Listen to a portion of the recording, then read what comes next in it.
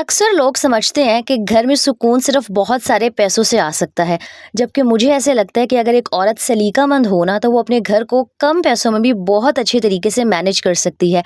आज के व्लॉग में ना आपके साथ अपनी डेली रूटीन शेयर करूंगी, थोड़ी सी अपनी शॉपिंग आपको दिखाने वाली हूँ और आपको बताऊंगी कुछ मनी सेविंग टिप्स कि आप किस तरह ना पूरे महीने बहुत सारे जो पैसे हैं ना उनको सेव कर सकती हैं।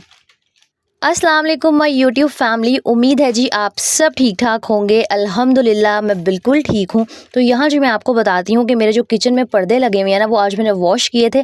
ये फ्राइडे का व्लॉग है और मैंने मशीन लगाई थी फ्राइडे को, तो मैंने सोचा कि जो किचन में कर्टन्स हैं उनको बिना लगे हाथों साथ ही मैंने धो लेती हूँ। तो ना जब मैंने उनको वॉश किया, उनका जो स्टफ़ था वो बिल्कुल इस तरह ना मुझे रेशमी रेशमी सा लगना स्टार्ट हो गया। जब मैंने उनको नया नया लगाया था तो बड़ा हार्ड टाइप का खद्दर जैसा उनका स्टफ़ था और मैंने इसीलिए वो स्टफ़ बाय भी कर लिया था। लेकिन अब मुझे नहीं पता था कि जब मैं 1-2 दफ़ा पर्दे धो लूँगी तो जो उसकी सारी कपड़े की अकड़ाहट है ना वो ख़त्म हो जाएगी और मुझे ना वो फिर कपड़ा बिल्कुल भी अच्छा नहीं लग रहा था। तो मैं यहाँ आज आपके साथ भी एक ये टिप शेयर करने वाली हूँ कि अगर आपके घर में भी इस तरह के पर्दे हैं या बेडशीट्स हैं जो वॉश करने के बाद इनका जो कपड़ा है वो बिल्कुल जो है उसकी अकड़ाहट ख़त्म हो गई है और आप चाहते हैं कि दोबारा से जो उसका स्टफ़ है वो हार्ड हो जाए, तो आप ना उनको धोने के बाद सिंपल जो कल्फ होती है, माया होता है, वो लगा सकते हैं। और माया लगाना बहुत आसान है और बिल्कुल सस्ती सी 10-20 रुपए की आप माया और कलफ जो है एक ही चीज़ होती है, आपको किसी भी दुकान से मिल जाएगी। मैंने एक 20 रुपए वाला जो है ना कलफ का पैकेट लिया था और इसको ना मैंने रेडी कर लिया था। अच्छा, जो वाइट कपड़े होते हैं ना उन्हें तो आप बड़ी आसानी से कलफ लगा सकते हैं, लेकिन जो कलर कपड़े होते हैं उन पर डर होता है कि जो कलफ है ना उसके निशान वाइट वाइट से पड़ जाएंगे। तो सिंपल आपने सिर्फ एक टिप को फॉलो करना है कि जो कल्फ वाला अपना लिक्विड है ना इसको बहुत ज़्यादा गाढ़ा नहीं रखना। कोशिश कीजिएगा कि इसकी कंसिस्टेंसी ना थोड़ी-सी पतली हो और इस तरह से जब आप किसी भी रंगदार कपड़े को कलफ लगाते हैं ना, तो उसके ऊपर कोई भी जो धब्बे हैं वाइट-वाइट वो नहीं पड़ते। और वैसे तो जो कलफ है ना, वो कॉटन के कपड़ों को लगाई जाती है, लेकिन आज पहली दफ़ा ना मैंने ये वाला तजुर्बा करके देखा कि ये जो मेरे कर्टन्स थे, इनको मैंने कलफ लगा दी और जो इनकी अकड़ाहट थी ना, वो पूरी तरह तो वापस नहीं आई थी, लेकिन हाँ, जो कपड़ा था ना वो हार्ड हो गया था और मुझे इसी तरह के कर्टन्स ना अच्छे लग रहे थे, वरना तो वो बिल्कुल इस तरह नरम-सा और अजीब-सा इसका स्टफ़ हो गया था। तो मैंने सोचा एक टिप है आपके साथ भी शेयर कर देती हूँ। अच्छा, अगर मैं अपने किचन के जो पर्दे हैं इनको प्रेस ना भी करूँ, कलफ ना भी लगाती तो किसी को नहीं पता चलने वाला था और व्लॉग में तो आपको बिल्कुल भी ना पता चलता कि जो इनका स्टफ़ है वो ख़राब हो गया है या ये पर्दे मैंने इस्त्री नहीं किए हुए। लेकिन बात होती है सलीकामंदी की। मुझे लगता है कि एक औरत को ना घर की हर छोटी से छोटी चीज़ की सफाई-सुथराई का, ऑर्गनाइज़ेशन का ख़्याल रखना चाहिए, क्योंकि हर कोई जो है ना महँगी-महँगी जो चीज़ें हैं वो अफ़ोर्ड नहीं कर सकता। जैसे मैंने पहले भी शेयर किया था कि मेरे पास ना कपड़े का जो इस्त्री स्टैंड होता है आयरन करने वाला, वो रखने की जगह नहीं है। तो फिर मुझे ख़्याल आया कि मेरे पास ये स्लैब है और ये बिल्कुल साफ़ होती है किचन की। तो मुझे कोई कह रहा था कि आप किचन में कपड़े आयरन क्यों करती हैं? तो मैं बता देती हूँ कि भई मेरे घर में स्पेस नहीं है। अब मैं इस्त्री स्टैंड जो है वो बाय कर सकती हूँ, लेकिन मैं उसको कहाँ रखूँ? स्पेस का बहुत इश्यू है। तो मैंने सोचा कि जो किचन की जगह है ना उसी को यूटिलाइज़ करते हैं। यहाँ खड़े होके ना मैं थकती भी नहीं हूँ और किचन में पंखा लगा हुआ है, बड़ी आसानी से ना मैं जो कपड़े हैं वो आयरन कर लेती हूँ। तो इस तरह से जो है ना सिंपल सिर्फ़ कलफ लगाने से और जो पर्दे हैं उनको आयरन करने से ना मेरा जो किचन है वो चमक उठेगा, क्योंकि नॉन मॉड्यूलर किचन है। अब इसको किसी ना किसी तरीके से तो खूबसूरत बनाना है ना, तो ज़रूरी नहीं है कि आपके पास बहुत सारे पैसे होंगे, महँगी-महँगी चीज़ें होंगी, तभी जी आप अपने घर को खूबसूरत बना सकती हैं और सजा-सवार सकती हैं। और क्योंकि आज मैंने आपके साथ मनी सेविंग टिप्स भी शेयर करनी है ना, तो मैं आपको बताती हूँ कि मैं हर महीने जब भी सर्फ़ खरीदती हूँ ना, तो मैं एक थोड़ा महँगे वाला सर्फ़ खरीदती हूँ, एक सस्ते वाला खरीदती हूँ और दोनों को ना मैं मिक्स करके पूरा महीना यूज़ करती हूँ। अच्छा, बहुत सारी मेरी बहनें ऐसी होंगी जो इस तरह एक महँगा और एक सस्ता जो सरफ़ है ना उनको मिक्स करके इस्तेमाल करती होंगी। बल्कि मुझसे कोई पूछ रहा था, "आप ही आपने इतने सारे पैकेट्स क्यों ख़रीदे हैं?" तो भई ये जो मेरा सर्फ़ है ना ये 2 ढाई महीने बहुत आसानी से मेरा चल जाएगा और इस तरह ना आप तकरीबन कोई 50-100 रुपए ही सेव कर सकेंगी। लेकिन हाँ, मुझे ऐसे लगता है कि 50-100 रुपए भी अगर आप सेव करती हैं ना, तो वो at the end of the month काफ़ी सारे जो पैसे हैं सेव हो जाते हैं। क्योंकि हम जो मिडल क्लास ख़वातीन होती हैं ना, हम सबके घरों में एक फ़िक्स सैलरी आ रही होती है और आजकल के महंगाई के दौर में अगर आप पूरा महीना बचत कर करके 1000-2000 भी बचा लेती हैं ना, तो वो बहुत है। क्योंकि जब लास्ट के डेज़ चल रहे होते हैं ना, तो वो 1000-2000 भी बहुत ज़्यादा गनीमत लग रहे होते हैं और बस उनमें इंसान बड़ी आसानी से ना लास्ट के डेज़ गुजार लेता है जैसे-तैसे करके। तो मेरी वो सारी प्यारी बहनें जो मेरा आज का व्लॉग देख रही हैं ना, आपको मैं यही कहूँगी कि कोशिश किया करें कि हर महीने तकरीबन 2 से जो 3000 रुपए हैं ना, आप वो लाज़मी बचाएँ। कभी ऐसे हो जाता है, अल्लाह ना करे कोई इमरजेंसी आ जाती है और कहीं न कहीं आपको ज़रूरत पड़ जाती है, और अगर कभी ज़रूरत कहीं नहीं भी पड़ती तो हर टाइम ना आपके पास इतने पैसे तो होने चाहिए कि किसी के आगे ना आपको हाथ फैलाने की ज़रूरत ना पड़े। तो यहाँ जी मैंने किचन के जो कर्टन्स थे उनको धोया था आज, कलफ लगाई, आयरन किया और जो दोबारा से ना लगा दिया था, और किचन माशाल्लाह बड़ा खूबसूरत लगना स्टार्ट हो गया था। अब जी मैं आपके साथ ना कुछ कल शाम के क्लिप्स शेयर करती हूँ। मैं अपनी मम्मा की तरफ गई थी और उनके एरिया में ना ये 100 रुपीज़ शॉप है, और जब भी मैं मम्मा के जाती हूँ ना, मैं वापसी पे लाज़मी इस शॉप का विज़िट करती हूँ। क्योंकि यहाँ से ना किचन की जो छोटी-छोटी ज़रूरत की चीज़ें होती हैं, बहुत रीज़नेबल प्राइस में मिल जाती हैं, बल्कि हर चीज़ ना यहाँ पे 100 रुपए की है। और आजकल महँगाई के दौर में अगर 100 रुपए में आपको कुछ मिल जाता है ना, तो मुझे लगता है इससे ज़्यादा अच्छा क्या ही हो सकता है। पहले भी व्लॉग में काफ़ी दफ़ा इसका विज़िट करा चुकी हूँ, तो सोचा मैं दोबारा गई थी, आपको दिखा देती हूँ। किचन की ना कुछ छोटी-मोटी सी मुझे चीज़ें चाहिए थी, और अगर मैं यहाँ अपने घर के पास वाली शॉप से बाय करती ना, तो मुझे 100 रुपीज़ की ना मिलती। तो कोशिश किया करें कि हमेशा वहाँ से चीज़ें खरीदें, जहाँ से अफ़ोर्डेबल भी मिल जाए और आपके जो है ना बजट में रहते हुए ज़रूरत भी पूरी हो जाए। और मेरी बहुत सारी बहनों को आदत होती है ऑनलाइन शॉपिंग करने की। तो कोशिश किया करें कि ऑनलाइन शॉपिंग के बजाय ना जो आपके गली मोहल्लों में और जो आपके एरिया में शॉप्स बनी हुई होती हैं, वहाँ आप जाके खुद विज़िट करें, क्वालिटी चेक करें और फिर चीज़ों को ना आप परचेज़ करें। वरना अगर आप ऑनलाइन कुछ मंगवाती हैं तो फिर ज़ाहिर है उस पे आपको डिलीवरी चार्जेस भी पे करने पड़ते हैं। जिस तरह दराज से मैं सिर्फ़ तभी चीज़ ऑर्डर करती हूँ जब मुझे कोई वाउचर वगैरह मिला होता है और मुझे डिलीवरी पे नहीं करनी पड़ रही होती। तो इस तरह ना पूरा महीना इन छोटी-छोटी बातों को देख-भाल के चलेंगी ना, तो यकीन करें आप कुछ ना कुछ पैसे, कुछ ना कुछ अमाउंट लाज़मी सेव कर लेंगी। और वही जो हर महीने मैंने 1000 2000 सेव किए हुए होते हैं ना, उन्हीं से मैं जो अपनी छोटी-मोटी किचन की ज़रूरत की चीज़ें होती हैं, सामान होता है, खरीदती रहती हूँ। ख़ैर यहाँ से तो मैंने तकरीबन बस 400-500 रुपए की ही शॉपिंग की थी, कोई बहुत सारे जो पैसे हैं ना, खर्च नहीं किए थे। अच्छा, इस शॉप पे ना वैसे तो बहुत सारा सामान मिल जाता है, लेकिन यहाँ से ना अब मैं वो जो प्लास्टिक वाले डब्बे हैं वो लेने से अवॉइड करती हूँ, क्योंकि जो 100 रुपए का डब्बा मिलता है ना, उसका प्लास्टिक जो है बिल्कुल अच्छी क्वालिटी का नहीं होता। अजीब सी ना उसमें एक स्मेल सी आ रही होती है। तो कोशिश किया करें कि जो डब्बे वगैरह है ना, वो यहाँ से आप ना खरीदें, लेकिन ये जो बाकी किचन का सामान होता है, पीलर्स हो गए, ये चमचे बहुत ही अच्छी क्वालिटी के थे, लेकिन मुझे इनकी ज़रूरत नहीं थी तो मैंने नहीं खरीदे। इस तरह का जो छोटा-मोटा सामान होता है ना, वो आप ये जो 100 रुपीज़ शॉप्स होती हैं, वहाँ से खरीद सकते हैं। अच्छा, और हर औरत को शौक होता है, मुझे नहीं लगता कि कोई भी औरत ऐसी होगी जिसे ना किचन का ये छोटा-मोटा जो सामान है वो खरीदना पसंद ना हो। तभी मेरी कोशिश होती है कि मैं जहाँ कहीं भी जा रही हूँ, जहाँ से रीज़नेबल प्राइस में अच्छी चीज़ें मिल रही हैं ना, आप लोगों के साथ शेयर कर दूँ। अच्छा, एक की मैंने डबल टेप खरीदी थी, ये मैंने इसलिए खरीदी थी कि आपको पता है मैंने किचन में ना वो हुक्स लगाए हुए हैं जिनके ऊपर आप छोटा-मोटा सामान हैंग कर सकते हैं, लेकिन वो महीने 2 महीने बाद ना गिर जाते हैं और फिर वो वेस्ट हो जाते थे। तो मैंने सोचा कि मैं डबल टेप रख लेती हूँ घर पे लाके, कि जब भी कोई हुक गिरेगा ना तो मैं डबल टेप की हेल्प से दोबारा उसको स्टिक कर दूँगी। अच्छा, एक ना मैंने ये स्टेनलेस स्टील के स्ट्रॉज़ हैं, ये ख़रीदे थे। आमना को आदत है कि वो पानी पीती है, शरबत पीती है, कुछ भी उसने पीना होता है ना वो स्ट्रॉ का यूज़ करती है।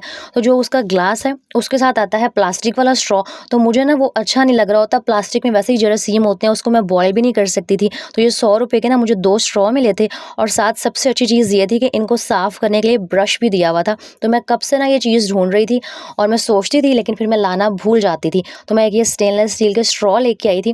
कोशिश किया करें कि अगर आपके घर में छोटे बच्चे हैं और वो स्ट्रॉ इस्तेमाल करते हैं ना, तो प्लास्टिक वाला स्ट्रॉ जो है वो मत यूज़ किया करें। उसमें जरासीम होते हैं और बार-बार आप उसको बॉयल भी नहीं कर सकते। तो इसलिए मैंने ये वाले स्ट्रॉ खरीदे थे। साथ जी एक मैंने ये पीलर खरीदा था। अब मुझे किसी ने कहा था, नाम मुझे उनका याद नहीं है, कि आप इतनी सारी चीज़ें खरीदती हैं, एक पीलर भी खरीद लें। ऑनेस्टली आपको बताऊँ, मैंने कभी भी ना आज तक पीलर की हेल्प से वेजिटेबल्स को कट वगैरह नहीं किया, सॉरी पील ऑफ नहीं किया। मुझे आदत ही नहीं है, स्टार्ट से ही छुरी इस्तेमाल की है। लेकिन किसी ने मुझे कहा कि अगर आप पीलर से पील करती हैं ना, तो छिलके बड़ी आसानी से उतर जाते हैं और जो सब्ज़ी है वो वेस्ट नहीं होती। और मेरी सब्सक्राइबर मुझे कोई मशवरा दें और मैं उस पर अमल ना करूँ, ऐसा तो हो ही नहीं सकता। तो फिर एक जो है ना मैंने पीलर खरीद लिया था, और बाकी ना ये मैंने 2 हुक्स खरीदे थे। आप सबको पता है कि मेरे किचन में स्पेस का बहुत इशू है, तो मेरी सारी बहनें जिनके किचन में इशू होता है ना, कि समझ नहीं आ रही होती सामान कहाँ हैंग करना है, किस तरह से हैंग करना है, तो ये एक बड़ी यूज़फुल सी चीज़ है। इसको आप अपने जो सिंक के पीछे वाली दीवार होती है वहाँ पे 3 से 4 आप जो हुक्स हैं उनको लगा लें, फ्रिज की साइड्स पे लगा लें। मैंने तो जो मेरी कपड़ों वाली अलमारी है ना कमरे में, जो छोटा सा एक स्टोर रूम है, उसके दरवाजे पे भी हुक्स लगाए हुए हैं। तो छोटी-मोटी जो चीज़ें हो गई, आमना के कपड़े अक्सर लटकाने होते हैं, लटक जाते हैं। तो इस तरह हर चीज़ को एक औरत ने खुद मैनेज करना होता है। अब घर चाहे छोटा हो या बड़ा हो, रहना तो है ना वहाँ, कुछ ना कुछ तो करना है, एडजस्ट तो करना है। तो इस तरीके से ना आप कम पैसों में किचन की, घर की ज़रूरत की चीज़ें खरीद सकते हैं और लाइफ़ को आसान और स्ट्रेस फ्री बना सकते हैं। अच्छा, मैंने पहले भी ना इस दीवार के ऊपर हुक्स लगाए हुए थे, लेकिन वो महीने बाद सारे गिर गए। तो अब मैं ये थोड़ी अच्छी क्वालिटी वाले लेके आई थी जो वज़न ना बर्दाश्त कर सकें। और ये जो मेरा छोटा-मोटा किचन का सामान है ना, जो मुझे समझ नहीं आ रहा होता कहाँ रखना है, वो मैंने जी इसके ऊपर हैंग कर दिया था। अच्छा, ये व्लॉग ना 2 दिन का हो गया है। वो जो आपने शॉप वाले क्लिप्स देखे हैं वो कल शाम के थे, बाकी जो सारे आप देख रहे हैं वो आज फ्राइडे के हैं। और फ्राइडे को ना थोड़ी-सी रूटीन मेरी हो गई थी आगे-पीछे। मैंने सुबह मशीन लगाई और हस्बैंड ने फ्राइडे को जल्दी आना होता है, मेरे माइंड से निकल गया था कि आज फ्राइडे है। मतलब इतना ज़्यादा माइंड पे कामों का बोझ हुआ हुआ है। यूट्यूब भी देखनी होती है, घर के काम भी करने होते हैं, आमना को भी देखना होता है। तो ज़रूरी नहीं है कि हर दिन ना एक जैसा हो। और आज मेरे जो काम थे ना, मतलब सिर्फ़ मैंने कपड़े धोए थे और आज मैंने खाना भी नहीं बनाया था। एक दिन पहले बिरयानी बनाई थी, तो वो बची हुई थी। अच्छा, यहाँ आपके साथ एक टिप ये भी शेयर करती हूँ कि कोशिश किया करें कि जो भी सालन हो गया, जो चावल हो गए बच जाते हैं ना, उनको यूज़ कर लिया करें। इस तरह भी ना आप बचत कर सकती हैं, बजाय इसके कि आपने जो भी खाना बनाया है और वो बच गया, आप उसको वेस्ट कर दें। आप नेक्स्ट डे ना उसको यूज़ कर सकती हैं। अगर सालन बच गया है, उसमें चावल डाल दें। अब मेरे पास तो बिरयानी ही थी और बिरयानी मुझे तो लगता है कि एक दिन पुरानी जो होती है ना, वो ज़्यादा मज़े की लगती है। तो मैंने आज दोपहर कुछ भी नहीं बनाया था। मैंने सोचा था कि चलो वैसे ही कपड़े धो के मैं थकी हुई हूँ, तो हम बिरयानी खा लेंगे। तो इस तरह ना मैं घर के खर्चे में थोड़ी बहुत जो है सेविंग्स कर लेती हूँ, बचत कर लेती हूँ। वैसे तो अगर मेरे हाथ पे पैसे आ जाए ना, तो मुझसे सब्र नहीं हो रहा होता और मेरा बस नहीं चाह रहा होता कि जी मैं मार्केट पहुँच जाऊँ। लेकिन हाँ, ये जो घर के खर्चे वगैरह होते हैं ना, ग्रोसरी वगैरह, इसमें मैं कहीं न कहीं से बचत कर लेती हूँ और 2-3 हज़ार रुपए जो है ना, बड़ी आसानी से बचा लेती हूँ। और वो जो पैसे बचाती हूँ ना, वो भी अक्सर ऐसे होता है कि जाके दोबारा किचन का सामान खरीद के ले आती हूँ। लेकिन हाँ, फिर मैं यही सोच रही होती हूँ कि चलो यार, घर का सामान आ रहा है, किचन की चीज़ें आ रही हैं ना, पैसे मैं वेस्ट तो नहीं करी। और अच्छा, सेविंग्स का एक बहुत बेस्ट तरीका ना कमेटी डालना भी होता है। कोशिश किया करें कि छोटी-मोटी जो कमेटियाँ होती हैं ना, 500 पे 5000 की हो गई, 1000 पे 10,000 की हो गई, वो डालते रहा करें।